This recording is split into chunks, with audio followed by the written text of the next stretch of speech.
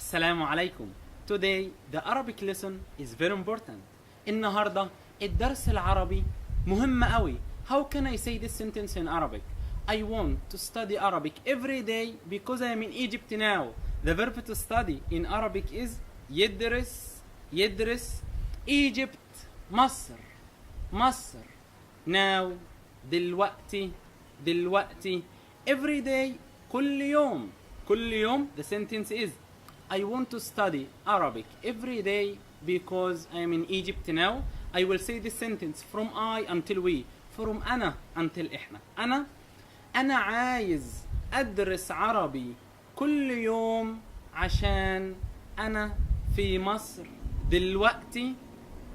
for أنت عايز تدرس عربي كل يوم عشان أنت في مصر دلوقتي.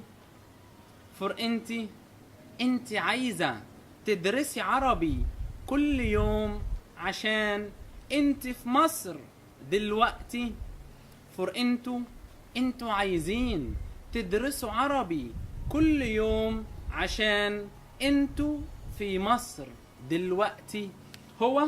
هو عايز يدرس عربي عشان هو في مصر دلوقتي. هي عايزة تدرس عربي عشان هي في مصر دلوقتي. هم عايزين يدرسوا عربي عشان هم في مصر دلوقتي.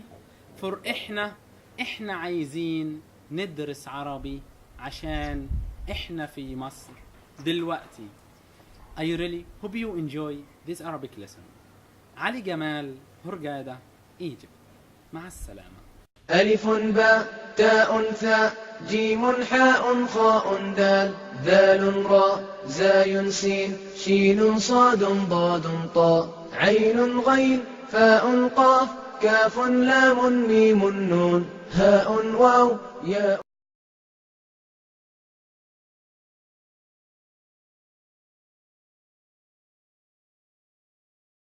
أنا بدرس عربي كل يوم مع علي في هوغادا. علي مدرس كويس أوي. أنا اشتريت كورسات العربي DVD والكتب. شكرا مستر علي. أنا بدرس عربي مع علي في القاهرة. أنا اشتريت كورسات العربي DVD والكتب. ودلوقتي أنا بتكلم عربي أحسن من قبل كده. شكرا مستر علي. من شهرين ما كنتش كويس في العربي، لكن بعد ما درست مع علي أنا بقيت كويس جدا في العربي. بجد أنا مبسوط جدا عشان أنا بدرس اللغة العربية مع علي. علي مدرس ممتاز جدا. كل واحد بيفتكر أن اللغة العربية صعبة أوي، لكن مع علي اللغة العربية سهلة أوي. علي مدرس نشيط وذكي جدا. الدرس ممتع جدا مع علي. شكرا جدا مستر علي. أنا من اليابان. أنا مبسوط عشان بدرس عربي مع علي في القاهرة. بجد علي مدرس كويس أوي. الدرس سهل أوي مع علي. شكرا مستر علي. شكرا.